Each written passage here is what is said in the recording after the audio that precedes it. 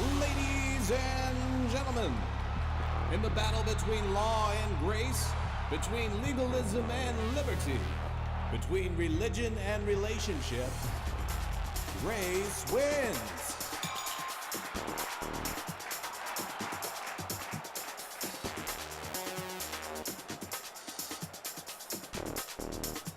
Under grace, doesn't matter what we do here on this earth. There are four things that we need to understand. Number one, when Jesus returns, we will be rewarded for everything we have done on the earth. Matthew 16:27 says, "For the Son of Man will come in the glory of his Father with his angels, and then he will reward each according to his works."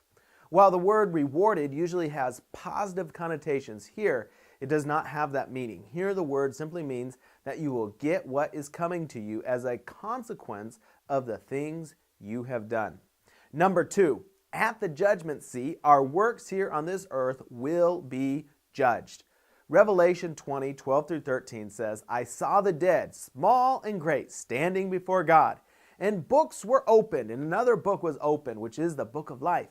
And the dead were judged according to their works by the things which were written in the books.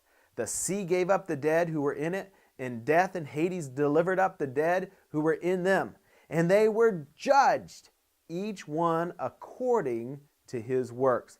1 Peter 1:17 says, "And if you call on the Father, who without partiality judges according to each one's work, conduct yourselves throughout the time of your stay here in fear." Ecclesiastes 12:13-14 says, "Let us hear the conclusion of the whole matter. Fear God and keep his commandments, for this is men's all. For God will bring every work into judgment, including every secret thing, whether good or evil." Good and evil will be the criterion that will determine how our works are judged.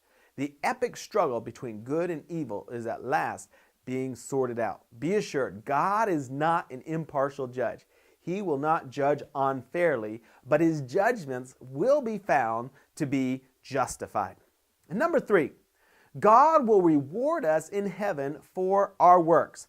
In Revelation 22:12, Jesus says, "I am coming quickly, and my reward is with me to give to everyone according to his work." Again, in Revelation 2:23, Jesus says, "All the churches shall know that I am he who searches the minds and hearts, and I will give to each one of you according to your works." Number four, evil deeds will be punished in heaven on the day of wrath. Romans 2:5-6 says, "But in accordance with your hardness and your impotent heart, you are treasuring up for yourselves wrath in the day of wrath and revelation of the righteous judgment of God, who will render to each one according to his deeds."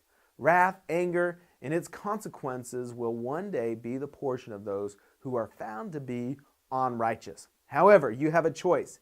You can choose to stand before the throne of God by yourself, or you can choose to stand there with Jesus standing with you. If you choose to trust Jesus for your salvation, it is his perfect works that will be judged, not your imperfect works.